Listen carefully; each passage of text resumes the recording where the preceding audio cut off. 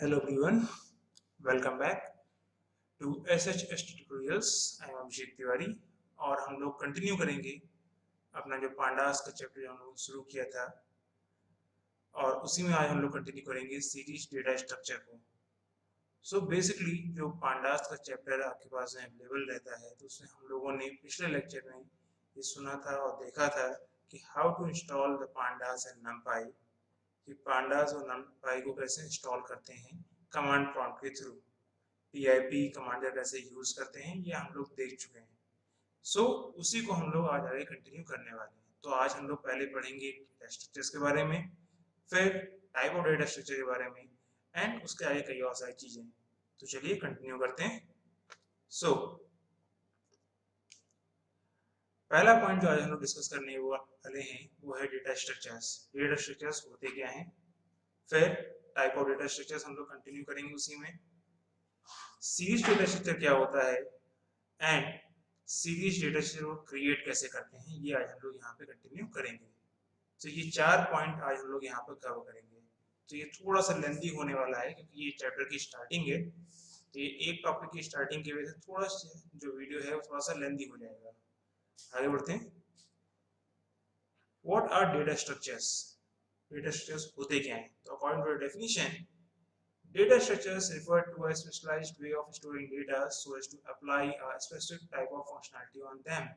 अगर आप किसी डेटा को किसी स्पेसिफिक टाइप में स्टोर कर रहे हैं, किसी भी एक स्पेसिफिक टाइप के हिसाब से, तो और उन पे किसी तरह की फंक्शनलिटी अप्लाई कर रहे हैं, तो आप कह सकते हैं कि आप एक डेटा स्ट्रक्चर बना रहे हैं। आप में से कुछ लोग हो सकता है कि फैमिलियर हों एक डेटा स्ट्रक्चर का नाम जो मैं बताने जा रहा हूँ एरे के नाम से। अगर आप इससे कोई फेमिलियर है तो आप लोग जानते होंगे कि एरे में आप एक टाइप की वैल्यूज, सिंगल टाइप की values, either the integer either the float, आप स्टोर कर सकते हैं एक कांस्टेंट नंबर ऑफ साइज के हिसाब से। वो साइज आपका कांस्टेंट रहता है और आप उस वैल्यू को आप एक तरीके से लोकेट कर सकते हैं उसके इंडेक्स नंबर के हिसाब से, यानी आपका इंडेक्स नंबर उस वैल्यू तक पहुंचने की की होता है। वैसे ही यहाँ पर डेटा स्ट्रक्चर्स जो हम लोग पढ़ेंगे वो दो होते हैं, सीरीज एंड डेटा फ्रेम। तो सीरीज और डेटा फ्रेम में कॉन्सेप्ट एरे वाला ही होता है, लेकिन एरे से थोड़ा सा एनहांस कर दिया जाता है। एनहांस होने की वजह से होता क्या है कि एरे में अभी तक आपने इंडेक्सिंग पढ़ी थी, इस सिर्फ और सिर्फ इंडेक्सिंग होती है। आप जीरो से शुरू करते हैं और साइज -1 पे जाके खत्म कर देते हैं, ये एरे का काम होता है। लेकिन अगर आप एरे के काम के अलावा अगर आप हट सकें, तो अगर आप किसी नाम से, किसी भी एक नेम से अगर आप किसी रो को आप कॉल कर सकें या फिर किसी भी एक कॉलम को आप कॉल कर सकें, तो आप आते हैं डेटा स्ट्रक्चर्स जो पांडास में आप पढ़ने जा रहे हैं वो हैं फिलहाल के लिए सीरीज एंड डेटा फ्रेम। तो सीरीज एंड डेटा फ्रेम होते क्या हैं?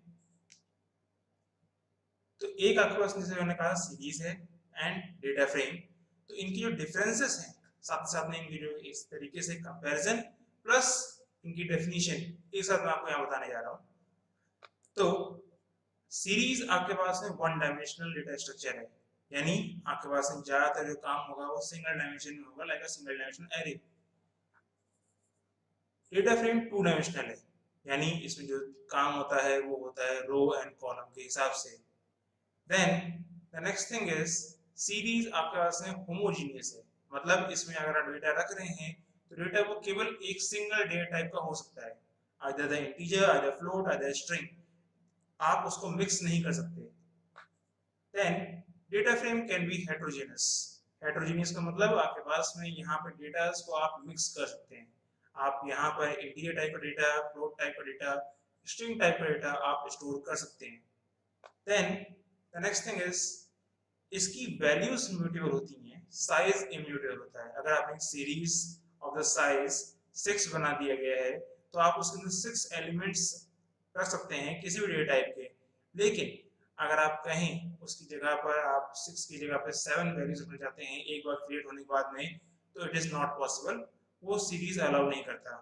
हाँ, लेकिन डेटा फ्रेम इसको अलाउ करता है, वो वैल्यूज को भी म्यूटेट होने देता है और साइज को भी, मतलब आप डेटा फ्रेम का साइज प्लस उसकी वैल्यूज दोनों चेंज कर सकते हैं। तो ये दोनों चीजें एक तरीके से आपका डेफिनेशन भी हैं और इनके डिफरेंस भी। कि अगर आपसे कोई पूछता है कि what is the difference between series and data frame, then you can go on these points. अब आगे बढ़ते हैं, तो what is a series data structure. अब जैसे कि मैं आपको यहाँ उससे बताने जा रहा हूँ, उससे पहले आप ये यहाँ ध्यान रखिए, मैं ये चीज़ आपको करके भी दिखाऊंगा। अभी आपको यहाँ पे पढ़ेंगे वो एक लेयर बाई लेयर काम है, लेयर बाई लेयर के हिसाब से काम करेंगे तो हम लोग उससे जो जो भी आपको मैं यहाँ बताऊंगा वो आपको मैं करके दिखाऊंगा भी। तो सीरीज डेटा स्ट्रक्चर में अगर हम बात करें तो जैसे हम लोग पढ़ चुके हैं, ये वन डायमेंशनल एरे है जिसके अंदर आपके पास इंडेक्स डेटा रहता है। इसके दो मेन कंपोनेंट होते हैं। पहला कंपोनेंट एक डेटा, एक एरे जो एक्चुअल डेटा होता है, और एक एसोसिएटेड एरे जो इंडेक्स होता है या फिर डेटा लेबल्स होते हैं। अब अगर इसी में आगे हम बात करते हैं तो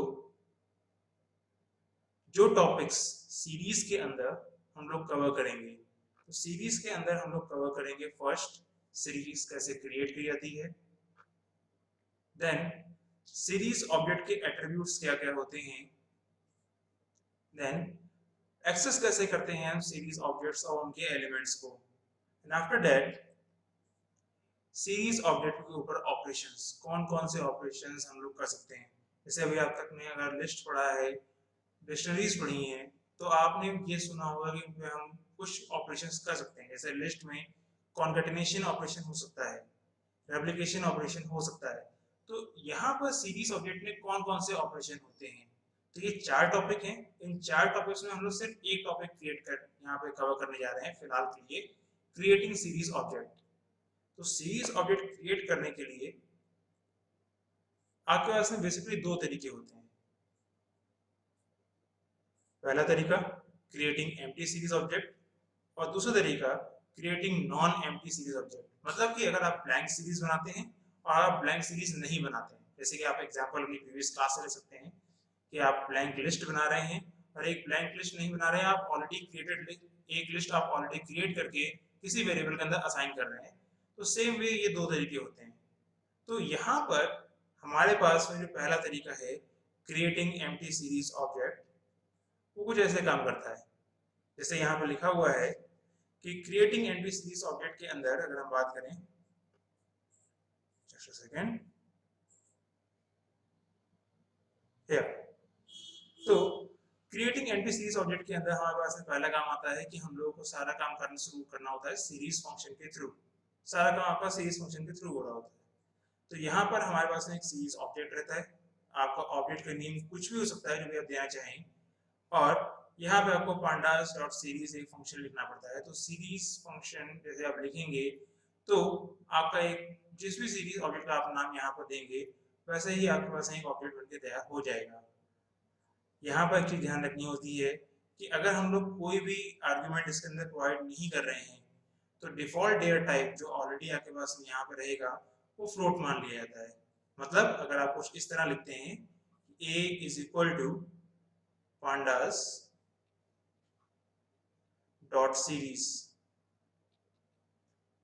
देन फंक्शन का साइन, अगर आप ये लिखते हैं तो एक्चुअली में आप क्या कर रहे हैं कि एक ब्लैंक ऑब्जेक्ट बना रहे हैं। तो ए आपके पास में एक सीरीज ऑब्जेक्ट बन जाएगा लेकिन उसका डेटा टाइप फ्लोट 64 होगा। दिखा देते हैं, बताने से अच्छा यहाँ पे दिखाना है। तो हम लोग चलते हैं अपने पाइथन कंसोल पे, ये रहा हमारा।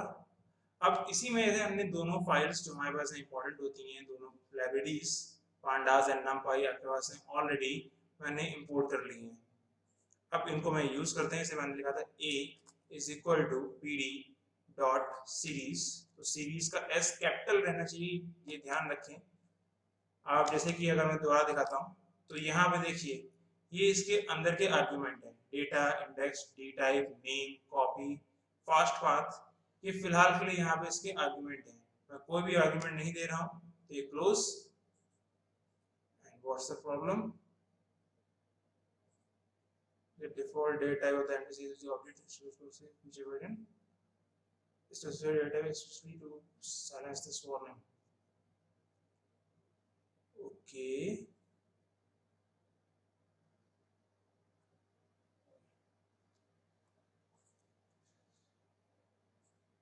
okay, in my version it is demanding to give me a data type.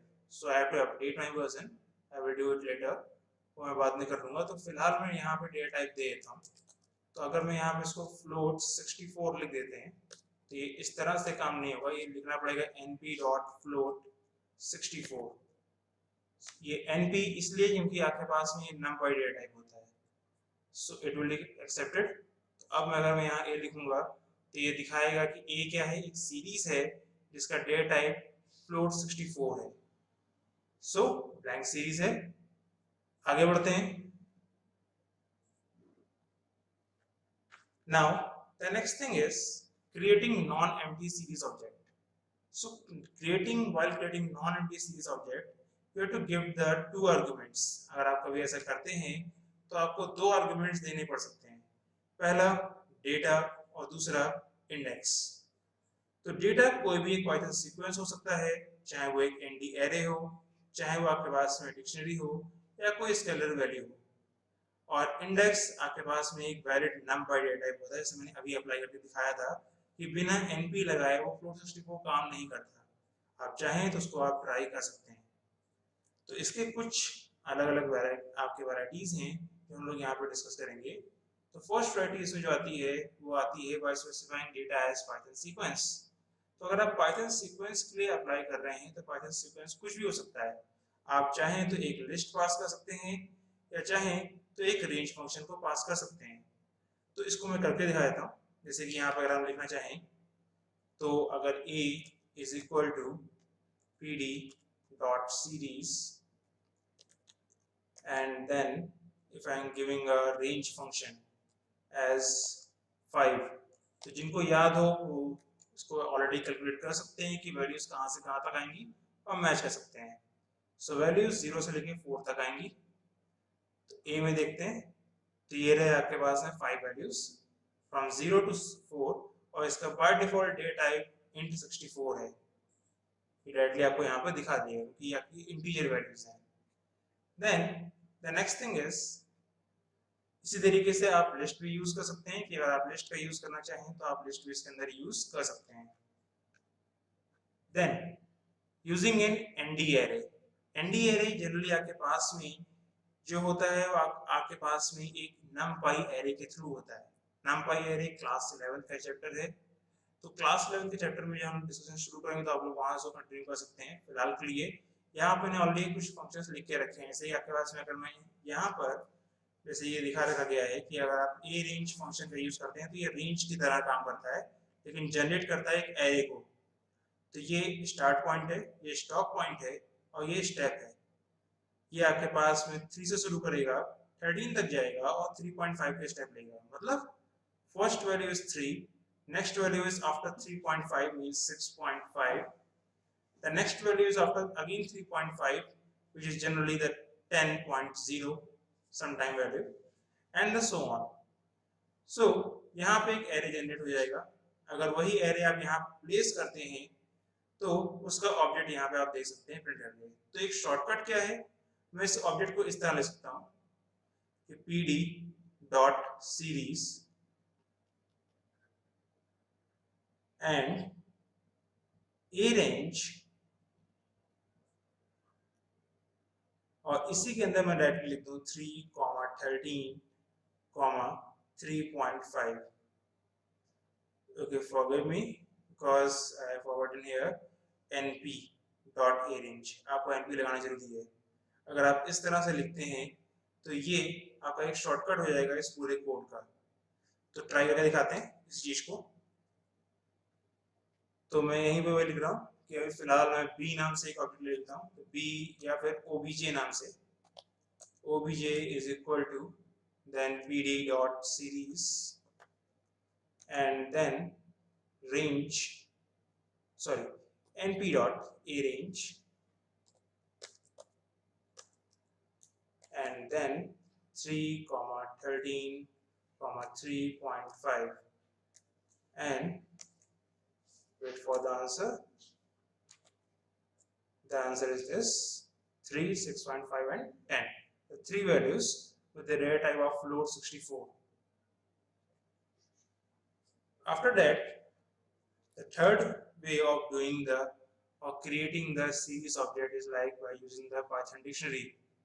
Python dictionary आपके पास में जो हम लोग यूज कर चुके हैं क्लास 11th में, वो आपका पढ़ा हुआ तरीका है कि आप उसको पढ़ चुके हैं कि वो कैसे काम करता है। जैसे यहाँ पर डिक्शनरी के अंदर दो हिस्से होते हैं, की एंड वैल्यू। तो यहाँ पर जैन, फेब, मार्च या अप्रैल के जो इनिशिएशन दे रखे गए हैं, ये आपके पास की हैं, और ये उन्हीं मंथ के डेज हैं जो वैल्यू के फॉर्म में दे रखे गए हैं। तो यहाँ पर ये जो पॉइंट आपको ध्यान रखना चाहिए, वो पॉइंट यहाँ पर ये आता है कि जो की होंगे डिक्शनरी के, वो इंडेक्स बन जाएंगे सीरीज ऑब्जेक्ट के, और जो वैल्यू होंगी डिक्शनरी की, वो डेटा बन जाएंगी सीरीज ऑब्जेक्ट के। सो इस पॉइंट के लिए मैं थोड़ी सी हेल्प लूंगा, जो ऑलरेडी कोड मैंने प्रिजर्व कर रखा हुआ उसकी, from here. So it is the code which I have already preserved. So मैं डायरेक्टली इसी को यहाँ से कॉपी करके वहां पर रन करने वाला हूँ। तो ये रहा आपका कोड। तो it will save my time little bit. क्या हो गया? अच्छा, कोड्स। चलो, टाइम तो इसने खर्चा करा ही दिया है। I have to change the code one by one for all of them.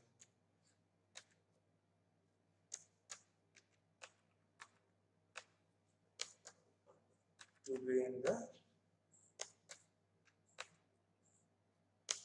proper syntax. Here. So it's in the proper syntax now. अब अगर मैं इसको क्लिक करूंगा शायद से कोई एरर शो ना करे, तो नो एरर। अब अगर मैं obj को प्रिंट करता हूं, तो व्हाट इज द थिंग, आपके जितनी भी कीज थी Jain, Feb, March and April, वो आपके पास में जो है वो इंडेक्स के फॉर्म में साइड में आ गई हैं, और जो उनके डेज थे वो अब डेटा के फॉर्म में, यानी जो वैल्यूज थी डिक्शनरी की, वो अब डेटा के फॉर्म में उन्हीं के साथ में अलाइन हो चुकी हैं properly. Now the last way, using a scalar value. Scalar value का मतलब होता है सिंगल वैल्यू। कोई भी सिंगल वैल्यू आप यहाँ पे यूज कर सकते हो। अब सिंगल वैल्यू के साथ में अगर आपने इंडेक्स यूज किया है, तो इंडेक्स के साथ में वो वैल्यू उतनी बार रिपीट हो जाएगी। जैसे यहाँ पे चीज ध्यान रखने वाली कही गई है कि अगर डेटा स्केलर है, तो इंडेक्स आपके पास में आर्गुमेंट के फॉर्म में दिया होना चाहिए अगर आपका डेटा स्केलर है। क्यों? क्योंकि आपके पास में सिंगल वैल्यू दे रहे हैं। अगर आपको यही सिंगल वैल्यू 5 टाइम चाहिए, तो आपको उसकी रेंज, उसका इंडेक्स देना ही पड़ेगा कि कितने बार आपको वहां पे चाहिए, वो आपको बताना ही पड़ेगा। वरना ऐसे में केवल एक बार वो वैल्यू आएगी, उसके बाद में वैल्यू नहीं आएगी। तो दोनों चीजें मैं करके दिखाता हूँ। जैसे कि अगर मैं यहाँ पे यूज करता हूँ कि obj is equal to pd dot series, and then अगर मैं यहाँ पे एक नॉर्मल वैल्यू देता हूँ लाइक 12, और इसको सिर्फ क्लोज कर देता हूँ, तो ये डेटा माना जाएगा, ना कि इंडेक्स। तो अगर मैं इस तरह लिख रहा होता हूँ, तो ये क्रिएट तो करेगा, लेकिन केवल एक इंडेक्स। अगर मुझे सपोज यही 12 5 टाइम्स चाहिए, तो बिना इंडेक्स पैरामीटर के ये ऐसा नहीं करने वाला। तो मुझे इंडेक्स पैरामीटर यहाँ पर देना ही पड़ेगा। तो obj is equal to pd dot series, then 12, then index is equal to, I have to give a range, and whatever the values you are needing। जैसे कि मैं 1 से लेके 5 तक की वैल्यूज चाहिए थी, तो मैं 1 से लेकर 6 तक स्टेप कराऊंगा। यानी starting point is 1, ending point is 6, which means range function will stop at 5। तो इसका आगे कंटिन्यू करते हैं। सो ये obj क्रिएट हो जाएगा, और ये देखिए आपके पास में 12 जो है वो 5 टाइम्स रिपीट हो गया। सो ये आपके पास में स्केलर वैल्यूज के थ्रू आपके पास में एक सीरीज ऑब्जेक्ट का क्रिएशन था। तो हम लोगों ने 4 तरीके पढ़े। पहला तरीका एनी पाइथन सीक्वेंस, सेकंड तरीका any nd array means numpy array, then the third one is dictionary, and the fourth one is any scalar value. And the end point is, if you are giving any scalar value, then you must have to provide the index argument. ये आपको देना ही पड़ेगा। नहीं दे रहे हो तो आप नुकसान अभी यहाँ पे कोड में ऑलरेडी एग्जाम्पल में देख चुके हो। सो आज के लिए इतना ही है। अभी क्रिएशन खत्म नहीं हुआ है, क्रिएशन करने के अभी 4 और तरीके हैं जो नॉर्मली हम लोग इग्नोर कर जाते हैं सीखते टाइम पे। यही 4 नहीं है, 4 और हैं, ठीक है। तो वो हम लोग नेक्स्ट आने वाले में सीखेंगे। So thank you. और अगर आपको ये वीडियो समझ में आया है तो अपने जानने वालों को इसको शेयर करिए, उनसे कहिए सब्सक्राइब करें चैनल्स, और please hit the like button. Thank you all.